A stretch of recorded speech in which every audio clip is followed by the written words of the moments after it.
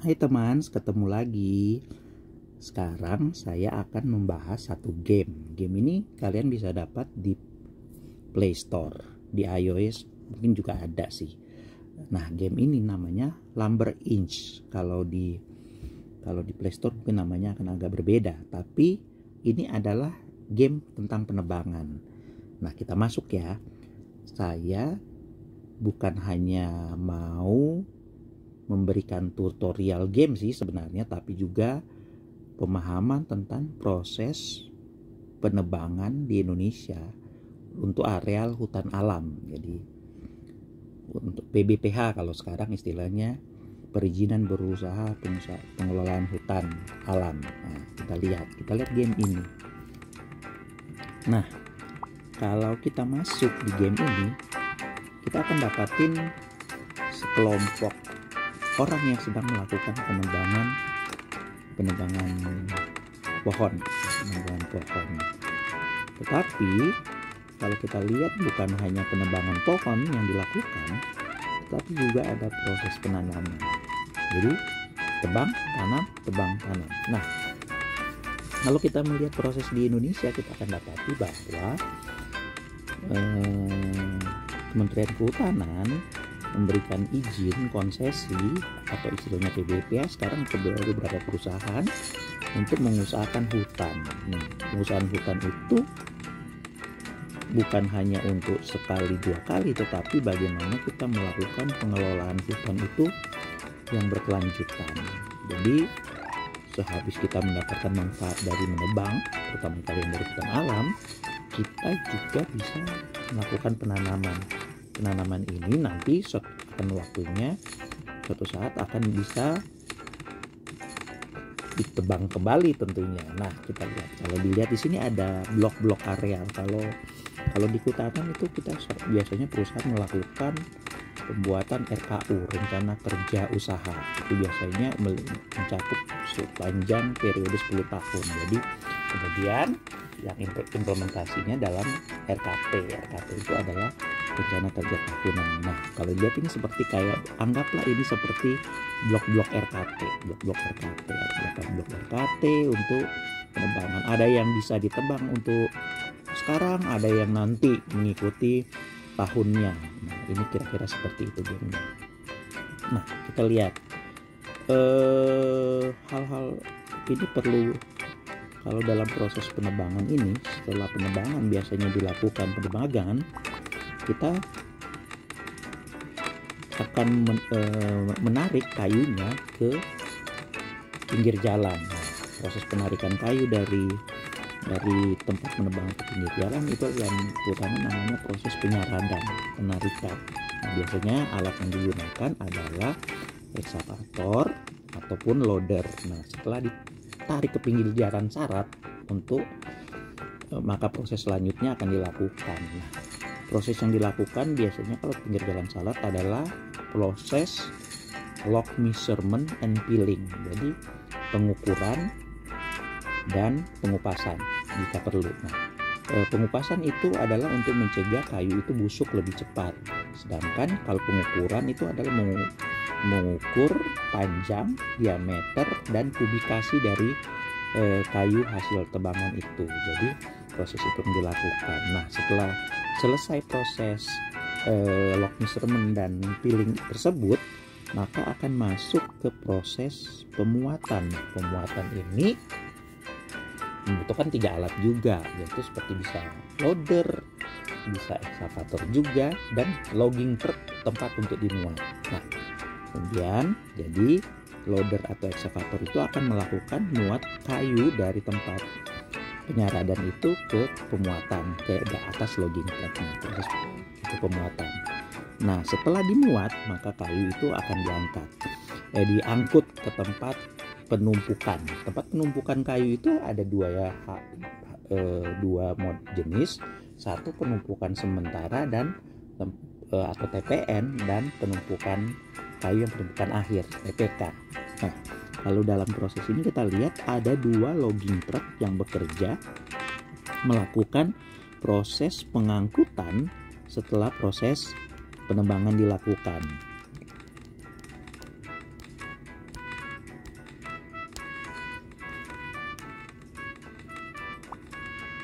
Jadi logging ini melakukan proses pengangkutan. Nah, kalau dalam game ini kita akan melihat prosesnya setelah diangkut kemudian ditumpuk. Nah, kalau di sini digambarkan penumpukan itu dilakukan di TPK ya, di TPK akhir. Nah,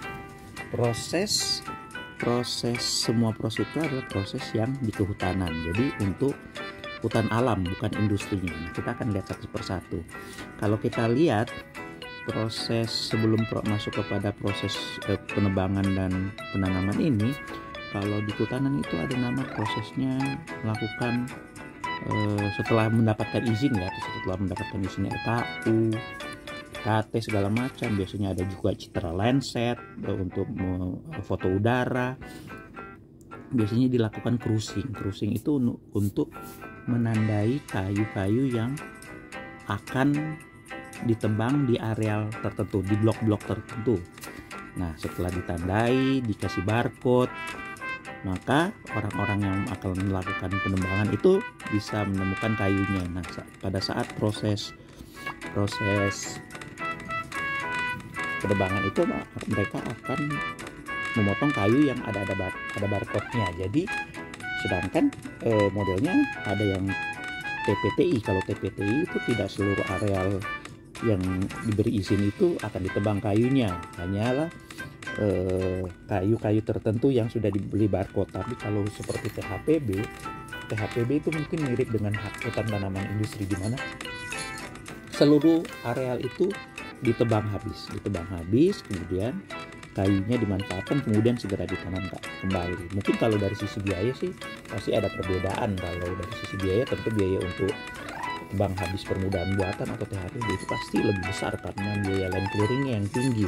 Sedangkan TPTI itu hanya menebang kayu-kayu yang sesuai regulasi sudah bisa ditebang, umpamanya diameter 40 up segala macam, atau bisa 20 up dengan ketentuan tertentu. Jadi yang ditebang hanyalah kayu-kayu yang memiliki nilai ekonomis, sedangkan yang belum usianya belum cukup, belum mencapai nilai ekonomis yang kebutuhan di masyarakat, itu akan ditinggal dulu sampai dia cukup umur, karena proses perputaran areal itu akan berputar sampai kembali ke areal yang pertama kali ditebang. Jadi itulah mungkin bedanya antara TPTI dengan THPB. Nah, setelah proses penebangan ini selesai, ada bukan hanya pengangkutan tetapi ada pendokumentasian.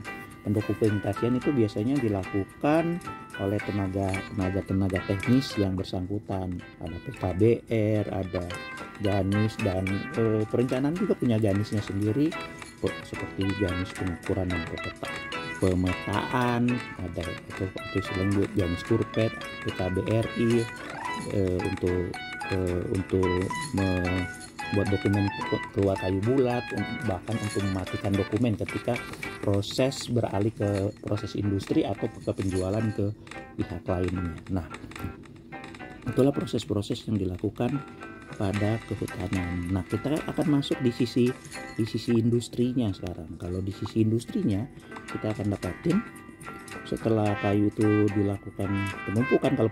Kalau di sisi industri ini bahan baku yang kayu bulat yang merupakan finish good pada proses kehutanan, ketika di industri dia berubah menjadi material karena dia akan melalui proses lagi menjadi barang jadi selanjutnya. Jadi dia akan berubah menjadi material. Kalau kita lihat di proses ini, kita akan dapati bahwa setelah masuk di industri, kayu itu akan dilakukan pengupasan, dibersihkan, dikupas. Kalau dalam produksi clay mill itu dikupas sampai kecil, kemudian jadi veneer, ada yang dibuat jadi plywood atau barang-barang industri lainnya. Tapi dalam hal ini untuk di game ini akan bicara mengenai bagaimana produksi jadi sawmill. Nah, kita lihat prosesnya.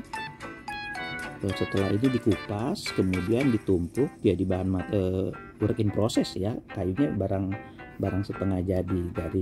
Setelah dia barang setengah jadi, kayu itu akan masuk ke proses pemotongan. Nah, pemotongannya ini untuk tahap pertama ini bisa dua hal yang kita dapati, adalah sebagai lumber sebagai lumber atau papan, atau dia sebagai balok ya, sebagai balok.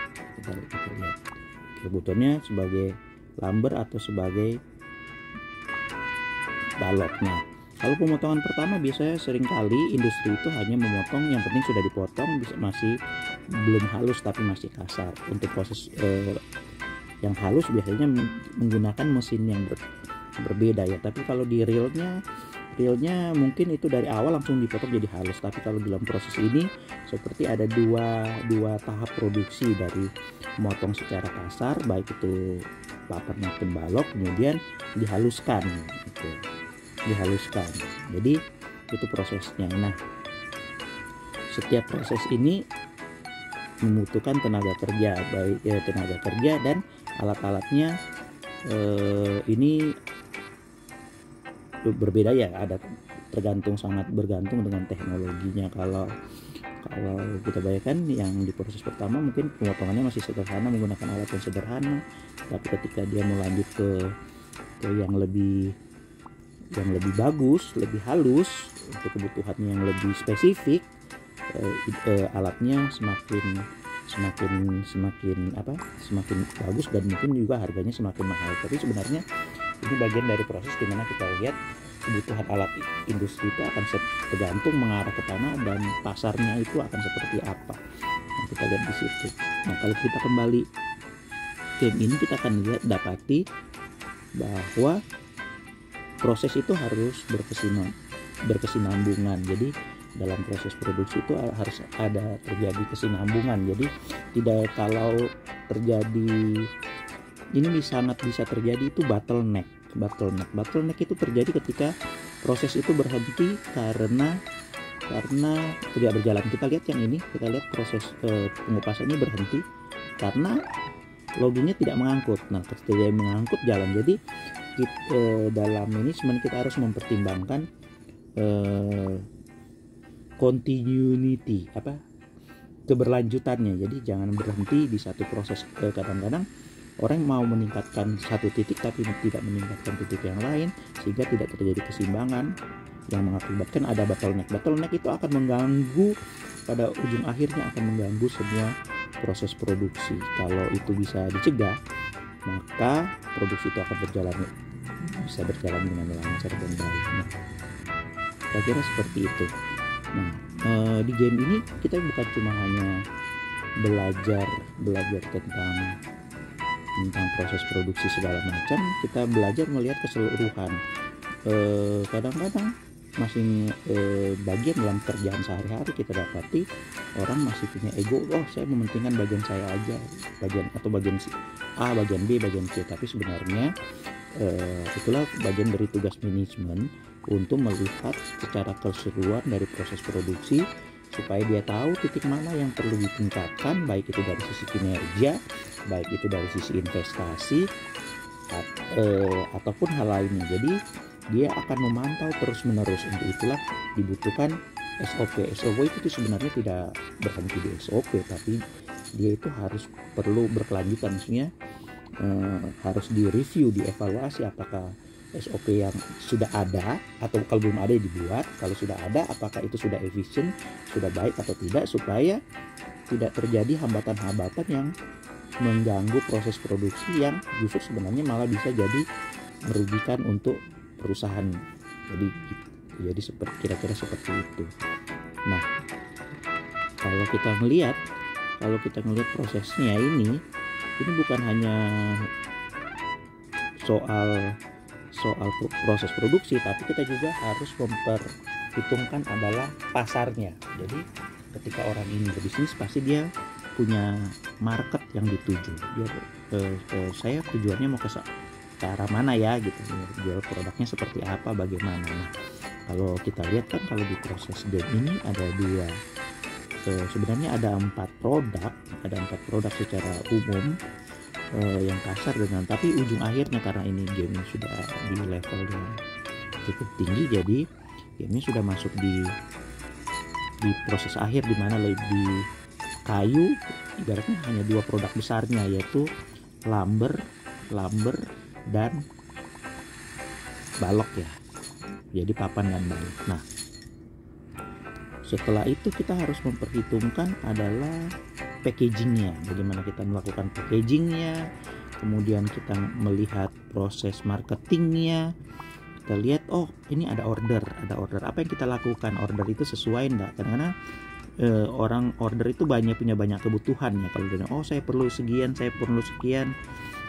kita akan melihat mana yang memberikan paling baik bagi kita secara profit mungkin untuk kita pilih. Nah, dari situ prosesnya maka akan dilakukan pemenuhan berdasarkan ketersediaan stok yang ada dengan harga yang terbaik. Jadi perlu matching antara ketersediaan stok dengan harga yang terbaik semua supaya kita bisa mendapatkan keuntungan yang maksimal. Kita lanjut dulu ke proses selanjutnya. Seringkali suatu perusahaan itu tidak berhenti dalam satu proses produksi, tapi dia juga berusaha menjangkau lebih jauh dari hulu ke hilir. Nah, kalau di sini mungkin dia berusaha menjangkau ke arah konsumen. Maka kita akan lihat prosesnya di sebelah itu ada juga yang sedang melakukan pembuatan rumah, dan rumah itu membutuhkan kayu, membutuhkan balok. Oleh sebab itu, tapi sementara ini kita lihat kalau produksi itu proses alur produksi itu tidak lancar, itu ada yang akan menganggur. Seperti kalau kita lihat tadi di sini ada yang stuck berhenti, dan mungkin di tempat lain tuh ada yang seperti tertidur. Nah, kalau tidak terjadi ketidakseimbangan itu ya seperti ini, ada yang satu bagian mendapat pekerjaan yang sangat banyak, kelihatannya sangat sibuk, tetapi bagian lain yang lain tuh kerjanya kayak santai, bahkan bisa tidur. Jadi itulah yang harus kita hindari. Nah, kemudian kita masuk ke prosesnya. Oh, sekalinya ada sedang melakukan pembangunan rumah. Pada saat pembangunan rumah, dia juga memerlukan bahan-bahan bangunan, material segala macam. Oh, dari material ini apa yang kita bisa supply pada situ? Oh, kebutuhan kita yang bisa kita lakukan contohnya adalah kita bisa bekerja sama dengan pihak lainnya untuk memperluas jaringan kita. Nah, di titik ini supply chain itu berjalan. Jadi rantai pasokan dari mulai awal dari kebutuhan kita sendiri, kemudian kita proses produksi, setelah proses produksi kita punya barang jadi kita bisa konekkan dengan distributor lainnya, dari distributor lainnya mungkin kepada konsumen jadi sebagai end user. Jadi kita buat alur produksi, alur supply chain, alur logistik semua dikonsep. Nah, itulah kenapa ada usaha banyak konglomerat itu punya jaringan usahanya itu dari hulu sampai hilir. Nah, itu untuk menjamin keberlangsungan dan continuity dan sustainability ya, kayak seperti itu, kira-kira seperti itu. Jadi mereka di sini setelah tadi kita lihat rumahnya sudah jadi di deliver, kemudian kita lihat nih, oh mereka lagi bangun lagi gitu, kebutuhannya apa, ini mereka bangun ini untuk apa, nah, kita bisa lihat pergi. Oh, sekalinya pembangunan itu untuk membangun contohnya sebuah perumahan. Oh ada satu perumahan di sini, ada satu perumahan yang sedang dibangun, yang lainnya masih kosong, yang ini sedang dibangun, yang lain satunya sudah jadi, yang lainnya masih kosong. Mungkin bisa buat itu, bisa buat statue, bisa buat patung, rumah, kolam renang atau apa.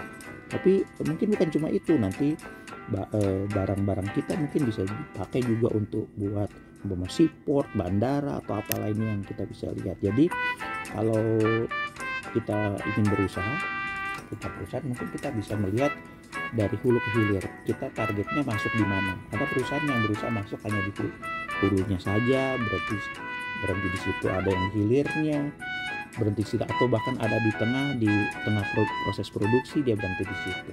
Tetapi ada juga perusahaan yang lebih besar, mungkin dengan dana yang lebih banyak, dia akan mengusahakan untuk masuk di semua jalur dari hulu sampai hilir.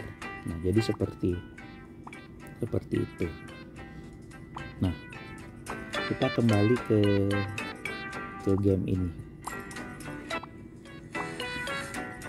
Nah, jadi teman-teman bisa lihat ya, game ini bukan hanya sekedar game, tapi sebenarnya bisa memberi kita banyak pelajaran, mungkin dari sisi kehutanannya, dalam memanage di pabrik gitu,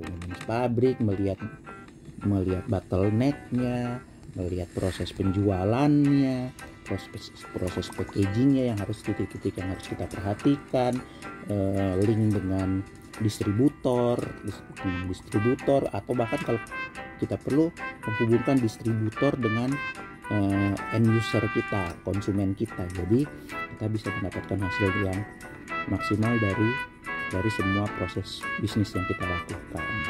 Nah, kalau dari sisi hutannya, kita akan bisa melihat bagaimana keberlanjutan itu penting, sustainability itu kita penting. Mungkin kalau di berita-berita kita mendapati bahwa negara kita mungkin itu salah satu negara yang menurut dunia tingkat kerusakan hutannya itu tinggi. Tapi seharusnya sebenarnya kita juga berusaha untuk mencegah. Kalau para pengusaha, para masyarakat, regulator dalam hal ini pemerintah punya keinginan yang sama untuk menjaga keberlangsungan hutan kita, menjaga ekosistem kita, maka prinsip berkelanjutan itu penting. Memang namanya orang hidup, dia tetap harus berusaha. Nah, hasil itu mungkin prinsip triple P itu bagus untuk kita, yaitu people, planet, dan profit. Kenapa P? Yang pertama adalah people, karena kita adalah manusia yang hidup. Maksudnya kita adalah manusia, kita ingin menghidupi ke diri kita sendiri. Tetapi untuk menghidupi diri kita ini tinggal di dunia, di bumi kita. Dan bumi kita tahu, bumi kita ini terbatas, tidak ada yang tidak habis. Jadi akan bisa habis, bisa punah, bisa rusak.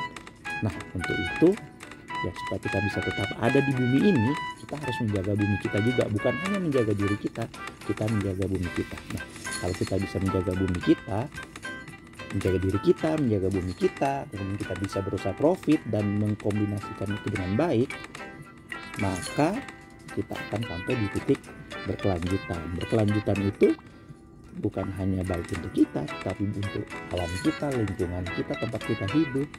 Bahkan kita bisa hidup bukan cuma hanya untuk saat ini, tetapi juga kehidupan untuk masa depan, untuk anak cucu kita. Dengan kita menanam pohon bahkan kalau bisa lebih banyak daripada yang kita tebang, itu membuat kita itu menjaga keberlangsungan ekosistem tempat kita tinggal. Nah, kira-kira seperti itu. Jadi banyak hal sebenarnya yang kita bisa pelajari dari game. Game bukan hanya sekedar permainan.